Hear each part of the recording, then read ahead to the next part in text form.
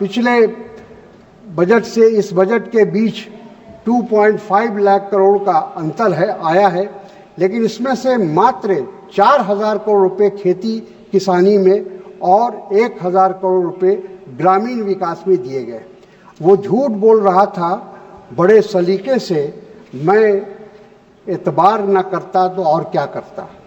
वही हालत हो गई है हमारे देश की सरकार के। बिहार की जो आर्थिक स्थिति है वो बहुत ही दयनीय है। आज हमारे पास उद्योग नहीं है, हमारे पास खनिज नहीं है, कल कारखाने नहीं है, हम पूरी तरह से सिर्फ कृषि पर निर्भर करते हैं। वैसी हालत में बिहार को विशेष राज्य या विशेष पैकेज देने की बात होनी चाहिए थी, लेकिन वो सही ढंग से नहीं हुई है, सिर्फ गोल गोल घुमाने का काम हुआ है। धन्यवाद सभापति महोदय। मैं अपनी बात आपके इजाज़त से बजट के ऊपर कुछ कहना चाहता हूँ, कोई अपनी बात कहना चाहता हूँ।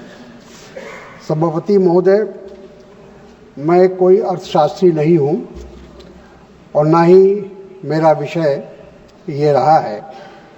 मैं एक साधारण विद्यार्थी रहा हूँ।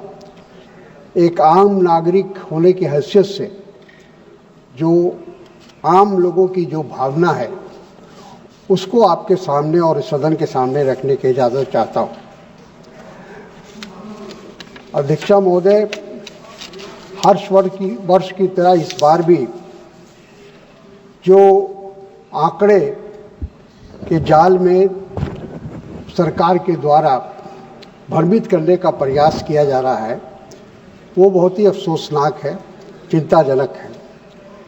पिछले दिनों प्रधानमंत्री द्वारा राष्ट्रपति के अभिभाषण के उत्तर में जिस प्रकार से गलत बयानी से काम लिया गया वो आश्चर्यजनक है। शायद देश के मशहूर शायर ने इसी अवसर के लिए ये पंक्ति लिखी थी कि वो झूठ बोल रहा था बड़े सलीके से, मैं एतबार न करता तो और क्या करता। वही हालत हो गई है हमारे देश की सरकार के। सभापति महोदया, मोदी सरकार ने 2024 के लोकसभा चुनाव से कोई सबक सीखने की कोशिश नहीं की, जबकि जो परिणाम आए थे उसके बाद भारतीय जनता पार्टी को और सरकार को इस बात का ख्याल करना चाहिए था कि आने वाले समय में हमें ऐसा बजट देना है या ऐसा कदम उठाना है, ऐसा रोड मैप बनाना है जिससे जो हमारे देश की जो मुख्य समस्याएं हैं उसको दूर किया जाए, उसका रास्ता निकाला जाए, परंतु ऐसा हुआ नहीं। आने वाला बजट एक ऐसा दस्तावेज होगा, लोगों ने सोचा था कि उस दस्तावेज में गरीबी कम करने, बेरोजगारी दूर करने और कुछ ऐसे उपाय बताए जाएंगे जिससे महंगाई से आम लोगों को निजात मिल सके। लेकिन मायूसी के साथ कहना पड़ता है कि कोई कारगर उपाय नहीं सुझाया गया है इस बजट में। अध्यक्षा महोदय, सभापति महोदया, ये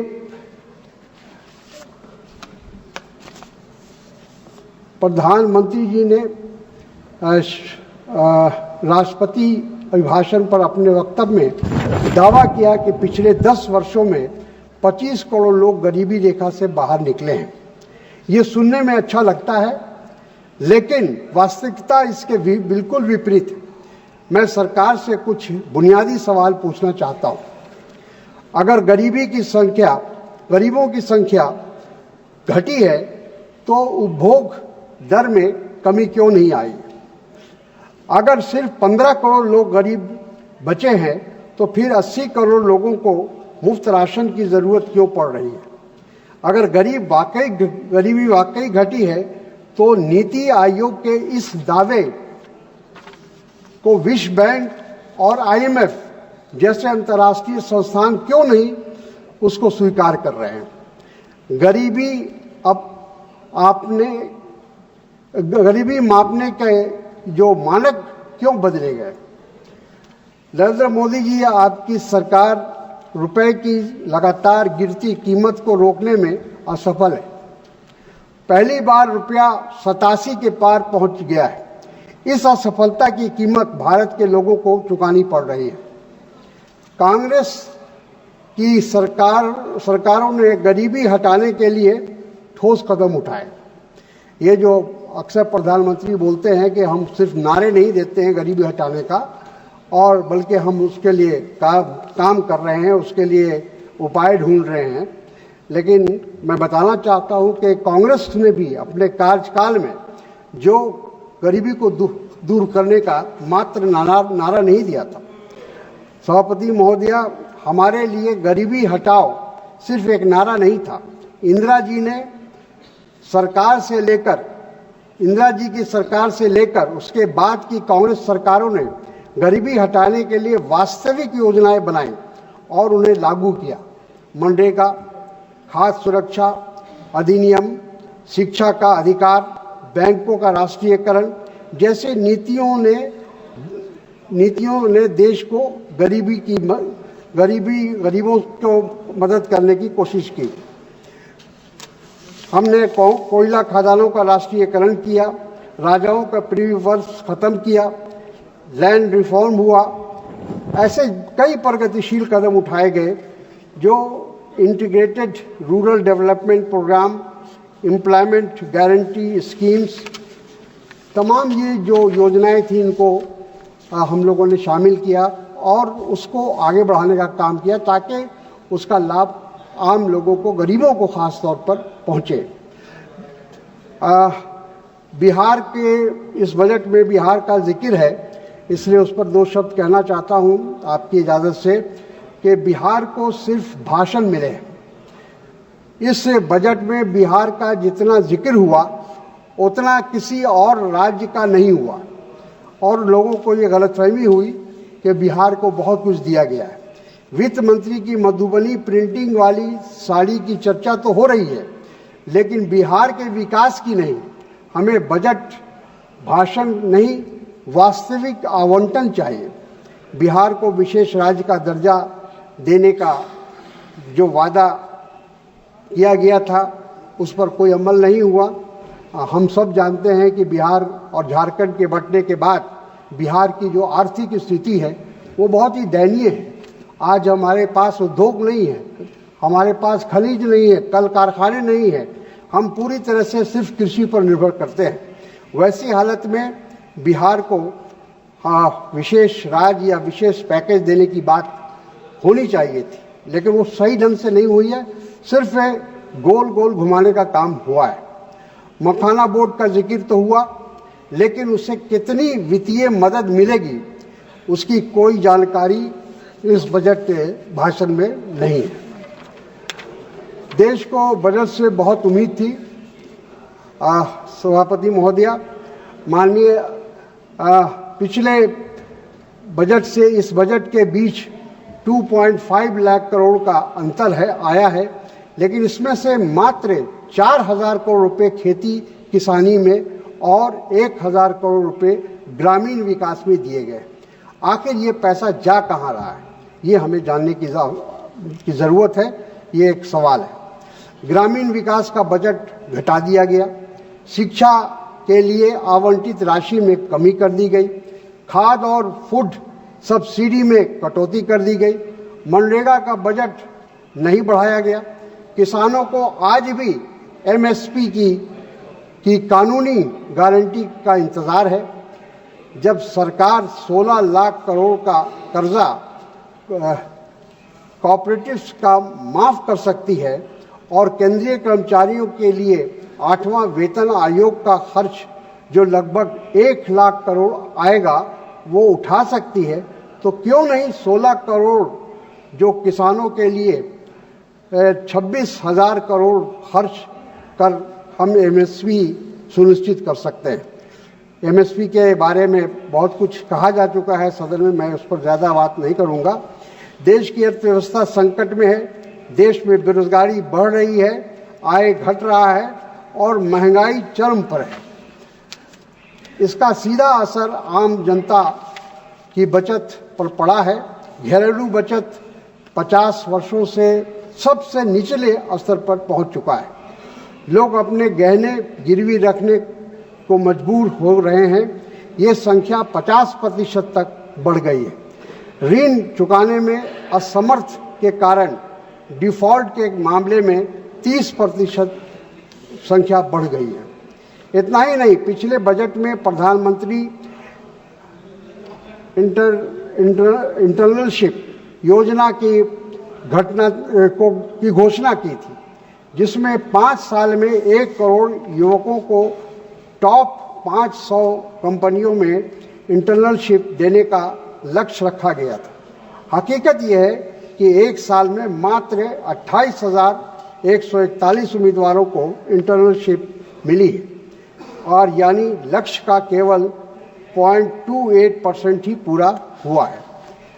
सभापति महोदया,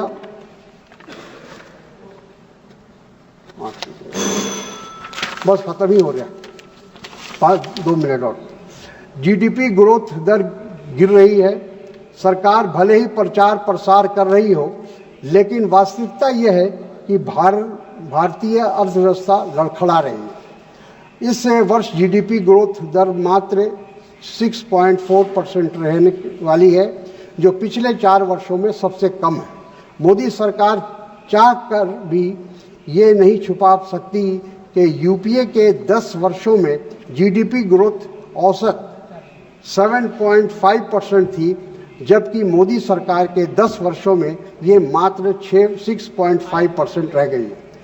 एफएमसीजी कंपनियों की रिपोर्ट बताती है कि छोटे पैकेजों की मांग बढ़ रही है, यानी लोग ज़रूरी सामान भी कम मात्रा में खरीद रहे हैं।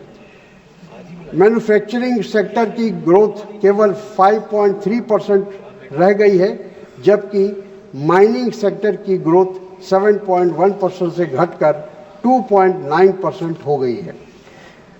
निवेश क्यों नहीं हो रहा है, ये एक बहुत बड़ा सवाल है। इस पर भी हम वित्त मंत्री जी से जानना चाहेंगे। भारतीय उद्योगपति प्रधानमंत्री की तारीफ तो करते हैं, लेकिन निवेश करने से बचते हैं। इसकी क्या वजह है? सीबीआई और ईडी जैसे एजेंसियों का दुरुपयोग, बदले की राजनीति, अत्यधिक टैक्स और कठोर नीतियां। सरकार आम आदमी से जीएसटी के नाम पर अत्यधिक कर वसूल कर रही है। आटा, दही, दवा, शिक्षा, पॉपकॉर्न और यहाँ तक के पुरानी कारों तक पर भारी टैक्स लगाया जा रहा है। इनकम टैक्स और कॉरपोरेट टैक्स से ज़्यादा वसूली अब आम आदमी से की जा रही है। $1 ट्रिलियन की अर्थव्यवस्था का सपना अधूरा है। सरकार ने 2022 तक भारत को $5 ट्रिलियन की अर्थव्यवस्था बनाने का दावा किया था। अब 2025 भी आ गया, लेकिन ये लक्ष्य आज भी दूर की कौड़ी है। इससे मुकाम तक पहुंचने के लिए हमें हर साल 10% की जीडीपी ग्रोथ चाहिए, और जो इस सरकार के बस की बात नहीं है। निष्कर्ष, माननीय सभापति महोदया, ये सरकार केवल प्रचार और दावों में विश्वास करती है, लेकिन वास्तविकता कुछ और ही बयां कर रही है। मैं सरकार से आग्रह करता हूं कि वो प्रचार से हटकर देश की अर्थव्यवस्था, किसानों, युवकों और गरीबों की वास्तविक समस्याओं पर ध्यान दें। धन्यवाद।